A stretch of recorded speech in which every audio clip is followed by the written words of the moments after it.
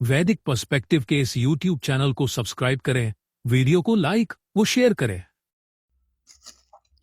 ओम त्रिः अश्विना सिंधुभिः सप्तमात्रभिः त्रयः आहवः त्रिधा हविष्कृतम् तिस्रः पृथ्वीः उपरि प्रवा दिवः नाकम् रक्षिथे द्युभिः अक्तुभिः हितम्। त्रिसप्त हे अश्विना पुरुष औरत युगल 7 सिंधु माताओं द्वारा 3 सम्यक आह्वान करने वाली, 3 धारण करने वाली, आत्मसमर्पण पूर्ण भक्ति करने वाली, 3 पृथ्वी के ऊपर प्रकृष्ट गतिशील दुखहीन स्वर्ग की रक्षा करें, दिन रात से जमकर स्थित प्रज्ञ होकर। यह मंत्र ऋग्वेद के प्रथम मंडल के 34वें सूक्त का अष्टम मंत्र है, अर्थात 8वां। इस मंत्र के ऋषि हैं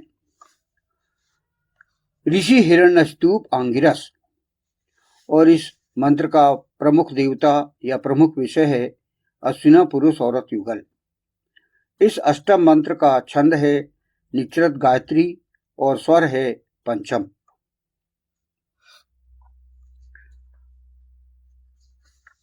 जो 34वां सूक्त चल रहा है वह त्रिसप्त की महत्ता बताते हुए चल रहा है। 34वें सूक्त के पूरे जो 12 मंत्र हैं, ये 12 मंत्र 3 आधार स्तंभ और 3 आचरण स्तंभ और एक जीवन उपदेश 7वें क्रम का, उसकी महत्ता बताते हुए चल रहा है और पुरुष औरत युगल को समझने की शिक्षा दे रहा है कि पुरुष अर्थात पति और महिला नारी अर्थात पत्नी। तो पति पत्नी को यहाँ पर सलाह दी जा रही है कि वे अपने जीवन में त्रिसप्त को किस प्रकार समाहित करें। तो इसके लिए यहाँ पर इस मंत्र में पत्नी को विशेष रूप से शिक्षित होने की बात कही जा रही है कि पत्नी शिक्षित हो। तो इसके प्रथम फुटनोट में ही हम समझने का प्रयास करें।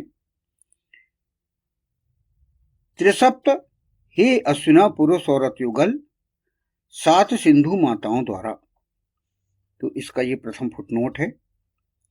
मंत्रांश है त्रिः अश्विना सिंधु भी है, सप्त मात्र भी है। इस मंत्रांश की व्याख्या यहां पर की गई है। ऐसी माताओं द्वारा जो त्रिसप्त को गहराई से आत्मसात करने वाली हों, अपने त्रिसप्त धर्ता पतियों के माध्यम से 7 मर्यादाओं को अच्छी तरह प्रत्येक दृष्टिकोण से समझकर आत्मसात कर चुकी हूं और उसे अपनी संतानों तक पहुंचाना अपना कर्तव्य समझती हूं। यहां पर वही है कि महिला समझे, नारी समझे, पत्नी इन 7 मर्यादाओं को समझे। इसके पूर्व सप्तम मंत्र में सुमंगली बनने के लिए कहा गया था कि पत्नी को सुमंगली बनाया जाए। तो सुमंगली बनने की प्रक्रिया यहां पर प्रारंभ हो रही है। इस अष्टम मंत्र में पत्नी को किस प्रकार सुमंगली बनाएं, इस मंत्रांश में कही गई है। वेद में त्रिसप्त का गंभीरता से अनेकों मंत्रों में उल्लेख किया गया है। आवश्यकता उसे गंभीरता से आत्मसात करने की है। यानी वेद में तो बहुत गंभीरता से अनेकों मंत्रों में बात कही है, त्रिसप्त की महत्ता बताई गई है। बस इसे हम बहुत ही गंभीरता से समझें, आत्मसात करें कि हम कहें भरना बल्कि उसको आचरण में लें। इस मंत्र में ऐसी औरतों को विशेष रूप से इस हेतु त्रिसप्त को समझने के लिए आह्वान किया गया है। जो संतान वाली हों, माताएं हों, उनकी भूमिका विश्व में अधिक गंभीर है। तो ऐसी माताओं को यहाँ पर निर्देश दिया गया है।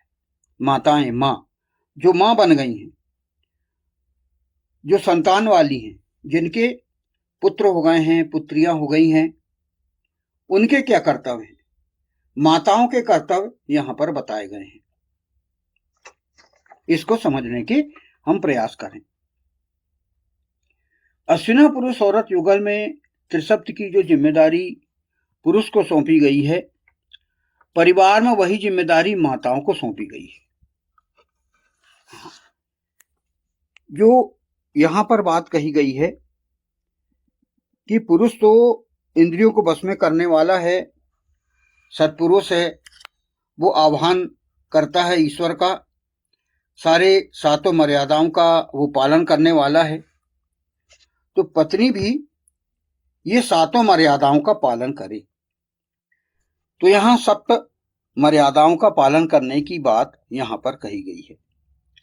अब वो सप्त मर्यादाओं का पालन कैसे करे, और वह जब विवाहित होके आई है तो उसे इतनी समझ है या नहीं है, इसके पूर्व उसे शिक्षित होना आवश्यक है। जब तक माता अच्छी तरह से शिक्षित ना हो, माता को समझदारी ना हो, तब तक वो बच्चों को नहीं सिखा सकती। क्योंकि माता जो होती है वो संतान की प्रथम पाठशाला होती है। तो जो प्रथम पाठशाला है, वह पाठशाला पूरी तरह से शिक्षित है या नहीं है, अपने आप को, उसको बच्चों को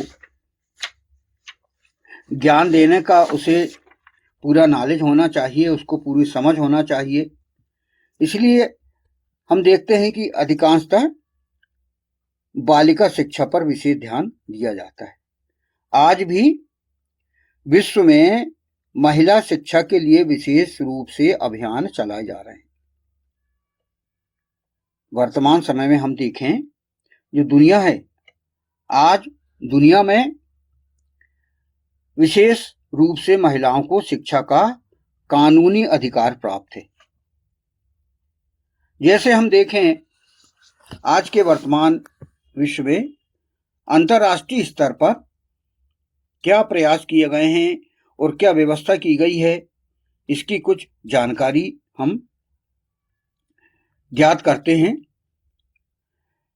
जो यूनाइटेड नेशन है, जिसे संयुक्त राष्ट्र कहा जाता है, 1948 में मानवाधिकार की घोषणा में शिक्षा को सभी के लिए मौलिक अधिकार माना गया है। जो मानवाधिकार घोषणा की गई थी, उसमें सभी के लिए एजुकेशन की व्यवस्था की गई है और मौलिक अधिकार माना गया है कि सभी शिक्षित हों। और लैंगिक समानता को बढ़ाने के लिए भी विशेष कार्यक्रम चलाए गए थे और चलाए जाते हैं। पुरुष और महिला सभी को समान अधिकार दिए गए हैं अंतर्राष्ट्रीय स्तर पर भी, कि पुरुष भी शिक्षा ले सकता है और महिला नारी भी शिक्षा ले सकती है बराबर। जो यूनेस्को है, यूनेस्को ने विश्व भर में लड़कियों की शिक्षा को बढ़ावा देने का अभियान चलाया हुआ है। यूनेस्को यही कार्य करता है। और जिन देशों में लड़कियों की शिक्षा कम है, वहां पर विशेष योजनाएं भी संचालित करता है।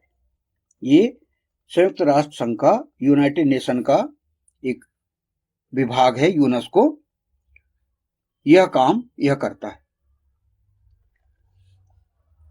विकसित देशों में भी हम देखें, जैसे यूनाइटेड स्टेट है ना, यूनाइटेड किंगडम, जर्मनी, जापान, यहां पर 95 से 100% के बीच में महिला साक्षरता दर है। माने अधिक से अधिक जो महिला जो हुई हैं वे शिक्षित हैं वो। और इन विकसित देशों में उच्च शिक्षा, विज्ञान, तकनीक, सेना, राजनीति, हर क्षेत्र में महिलाएं आगे हैं।